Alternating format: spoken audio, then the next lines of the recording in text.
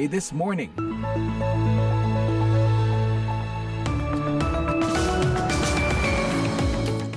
Selamat pagi pendengar, VOA This Morning kembali menemani Anda di pagi hari ini. Langsung di tengah cuaca sangat dingin minus 5 derajat Celcius di ibu kota Amerika Serikat, Washington DC. Kalau di sini rasanya dingin banget pendengar, kalau di sana gimana? Apakah suasananya juga dingin atau mungkin sedikit panas? Sudah siapkah Anda memulai hari ini?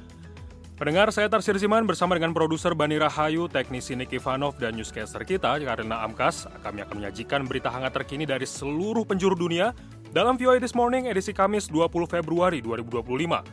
Langsung saja pendengar, kita simak sejumlah informasi terbaru hari ini. Di antaranya, Menteri Luar Negeri Amerika Serikat tidak akan hadir dalam pertemuan G20 di Afrika Selatan. I think the whole topic of the G20 gathering is one that I don't think we should be focused on.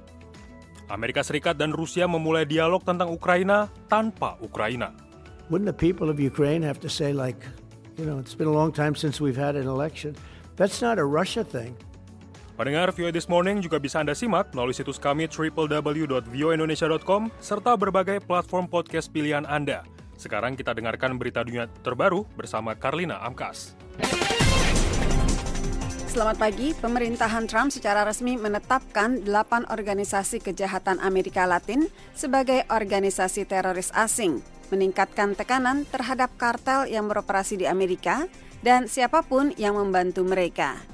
Label organisasi teroris asing tidak lazim karena menggunakan sebutan teroris yang biasanya diberikan kepada kelompok seperti Al-Qaeda atau ISIS yang menggunakan kekerasan untuk tujuan politik, bukan untuk jaringan kejahatan yang berfokus pada uang seperti kartel Amerika Latin.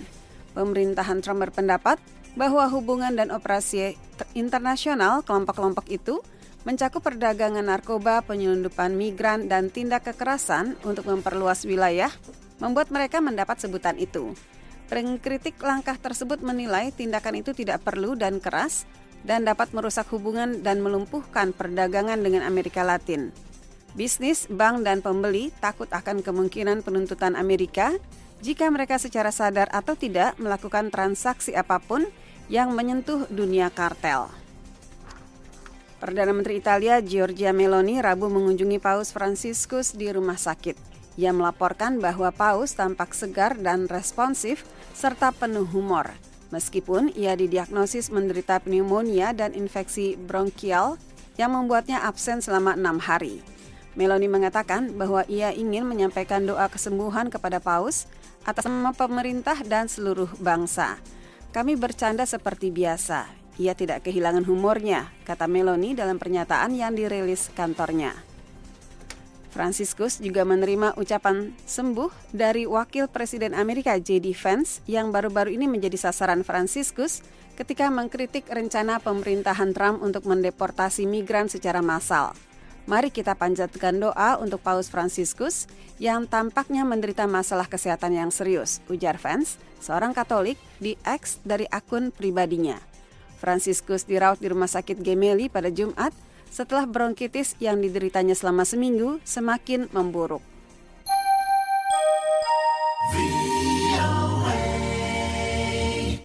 Pemerintahan Presiden Donald Trump Rabu memerintahkan dihentikannya sistem pungutan yang dimaksudkan untuk mengurangi kemacetan lalu lintas kota New York. Sistem itu memperlancar arus lalu lintas dan mendanai angkutan umum dengan mengharuskan pengemudi yang memasuki beberapa bagian Manhattan untuk membayar tol. Diluncurkan pada 5 Januari dengan membaca nomor plat kendaraan, sistem itu mengenakan tol $9 pada sebagian besar kendaraan yang memasuki lingkungan Manhattan di Central Park Selatan. Pada hari-hari awal, pejabat angkutan mengatakan tol itu mengurangi lalu lintas. Program tol serupa yang memaksa orang beralih ke angkutan umum dengan membuat biaya berkendara menjadi mahal telah lama ada di kota-kota lain di dunia, termasuk London, Stockholm, Milan, dan Singapura. Tetapi sistem tersebut belum pernah dicoba di Amerika. Instruksi pemerintahan Trump itu memicu gelombang kritik dari para pendukung tol untuk mengurangi kemacetan di kota New York. Dengan memblokir kebijakan yang sukses ini, Trump akan secara langsung bertanggung jawab atas lalu lintas yang lebih padat, lebih banyak kecelakaan, lebih banyak polusi udara, bus yang lebih lambat, dan pendanaan yang lebih sedikit untuk sistem angkutan kita, kata Senator Negara Bagian Andrew Gornaders, seorang Demokrat. Menteri Pertanian Amerika, Brooke Rawlings, mengatakan bahwa mencari solusi federal untuk melarang Tiongkok membeli lahan pertanian di Amerika akan menjadi salah satu prioritas utamanya. Dalam beberapa tahun ini, entitas atau individu Tiongkok yang membeli lahan di dekat lokasi sensitif, seperti instalasi militer, memicu peningkatan pengawasan dari anggota parlemen dan pejabat keamanan dari negara bagian di seluruh Amerika. Menurut data dari Committee of 100, lembaga nirlaba yang mengadvokasi warga Amerika keturunan Tionghoa, hingga pertengahan Desember 2024, 215 rancangan undang-undang yang membatasi kepemilikan properti oleh entitas asing telah diperkenalkan di 40 negara bagian, dengan 164 diantaranya melarang atau membatasi warga negara Tiongkok untuk membeli atau memiliki beberapa bentuk properti. Menteri Rawlings mengatakan tidak diragukan lagi bahwa masyarakat khawatir akan investasi asing Tiongkok di lahan pertanian dan warga Amerika ingin lahan pertanian Amerika dimiliki oleh sesama warga Amerika, bukan oleh orang asing seperti mereka yang setia kepada Partai Komunis Tiongkok. Ia juga memuji Presiden Donald Trump karena mempromosikan ideologi America First yang telah menempatkan Tiongkok sebagai ancaman keamanan potensial bagi Amerika. Presiden Meksiko Rabu mengatakan bahwa penerbangan drone Amerika merupakan bagian dari kerjasama yang telah berlangsung bertahun-tahun antara kedua negara. Ia mengatakan itu setelah media Amerika melaporkan peningkatan pengawasan udara lintas batas terhadap kartel narkoba. Tidak ada yang ilegal, itu merupakan bagian dari kerjasama dan koordinasi, kata Claudia Sheinbaum pada konferensi pers Rabu pagi. Pendengar, demikian berita dunia VOA Washington. Saya Karina Amtas. Anda masih mendengarkan VOA This Morning, edisi Kamis 20 Februari 2025, yang disiarkan langsung dari Washington DC, Amerika Serikat. Pendengar, Afrika Selatan pekan ini akan menjadi tuan rumah pertemuan besar pertamanya sebagai Presiden G20. Namun, Menteri Luar Negeri Amerika Serikat tidak akan hadir dalam pertemuan para Menteri Luar Negeri kelompok tersebut. Berikut laporan wartawan VOA Kate Bartlett dari Johannesburg dibacakan oleh Utami Hussein. Menteri Luar Negeri Amerika Marco Rubio tidak akan menghadiri pertemuan dengan para Menteri Luar Negeri kelompok ekonomi besar dunia yang dijadwalkan dimulai pada Kamis 20 Februari. Kata Rubio, I think the whole topic of the G20 gathering is one that I don't think we should be focused on. Saya pikir keseluruhan topik pertemuan G20 adalah topik yang tidak seharusnya kita fokuskan. Pembicaraan mengenai inklusi global, kesetaraan, dan hal-hal semacam ini. Itu dikatakan Rubio dalam konferensi pers 6 Februari lalu, sewaktu menjelaskan mengapa ia memboikot pertemuan para Menteri Luar Negeri di Johannesburg. Ia mengatakan forum itu seharusnya difokuskan pada isu-isu seperti terorisme dan keamanan energi. Rubio juga mengunggah tulisan di X, menyebut perubahan iklim ada di dalam agenda pertemuan. Hubungan Amerika Serikat-Afrika Selatan memburuk dengan cepat di bawah pemerintahan baru pimpinan Presiden Donald Trump, yang bulan ini menandatangani instruksi mengenai pemangkasan bantuan finansial untuk negara itu. Menteri Hubungan Internasional dan Kerjasama Afrika Selatan, Ronald Lamola, menanggapi pernyataan Rubio dengan mengatakan agenda itu telah diadopsi semua anggota G20 dan melanjutkan tema-tema pertemuan puncak sebelumnya seperti yang berlangsung di Brasil tahun lalu.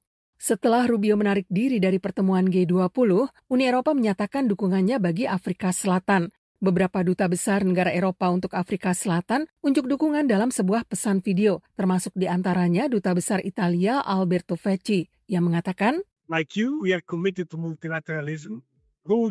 Seperti Anda, kami berkomitmen pada multilateralisme, tatanan internasional berbasis peraturan, serta kesetaraan dan keadilan yang lebih besar di dunia. Pesaing Amerika, Tiongkok, juga menyatakan dukungan untuk presidensi Afrika Selatan di G20. Rusia juga menegaskan kembali komitmennya terhadap proses tersebut.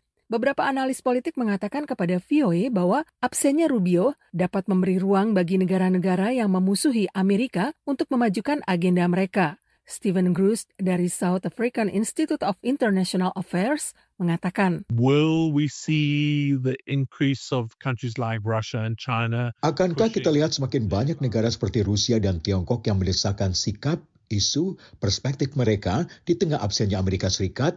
Itu sepenuhnya mungkin. Pada hari Senin, Lamola mengukuhkan bahwa Washington akan mengirim utusan untuk mengikuti pertemuan para menteri luar negeri karena Rubio absen. Namun mereka mengatakan belum mengetahui namanya. Demikian laporan tim VOA, Utami Husin di Washington DC.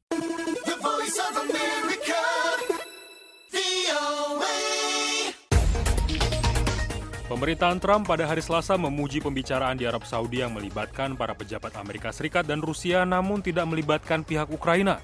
Gedung Putih mengatakan diplomasi jalur paralel ini yaitu berbicara secara terpisah dengan mitra yang bertikai adalah langkah pertama yang penting untuk mengakhiri konflik 3 tahun yang telah mengguncang Eropa. Wartawan VOA di Gedung Putih, Anita Powell, melaporkan selengkapnya disampaikan Madeyoni.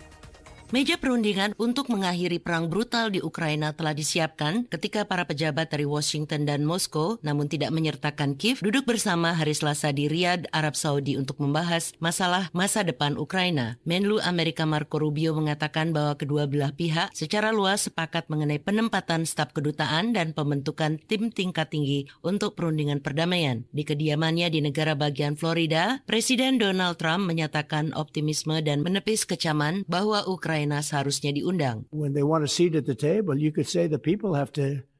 Wouldn't the people of Ukraine have to say? Ketika mereka menginginkan kursi di meja perundingan, seperti mengatakan, bukankah rakyat Ukraina seharusnya bisa menyampaikan pendapat, sedangkan sudah lama sekali sejak ada pemilihan umum?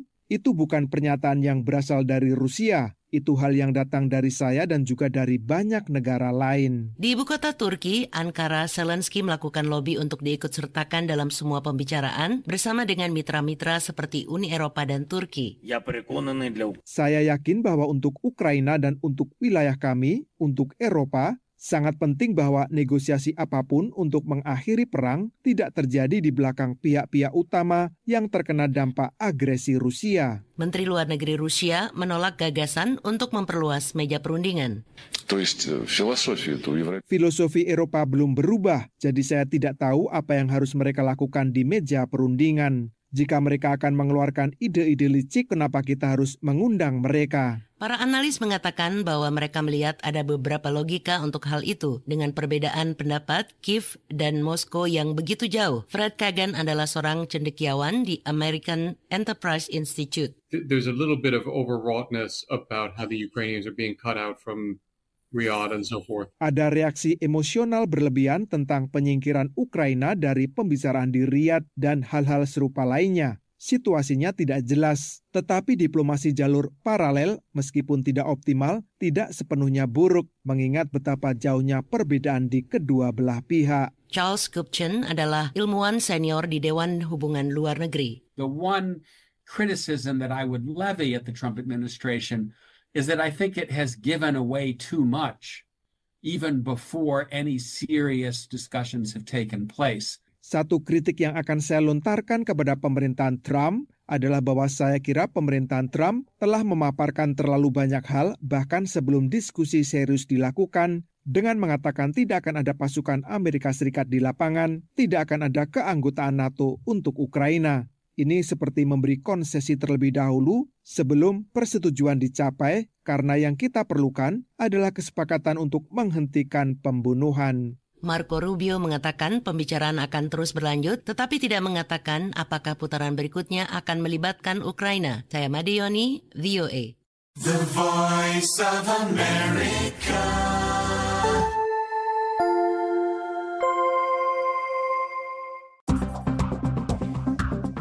Jerman siap untuk menyelenggarakan pemilihan pada Minggu, sementara perasaan frustasi pemilih atas imigrasi dan biaya hidup menjadi isu utama. Kandidat dengan peluang terbesar untuk menjadi kanselir baru Jerman telah menuduh Washington campur tangan dalam pemilihan. Kita simak laporan Jimmy Manan selengkapnya.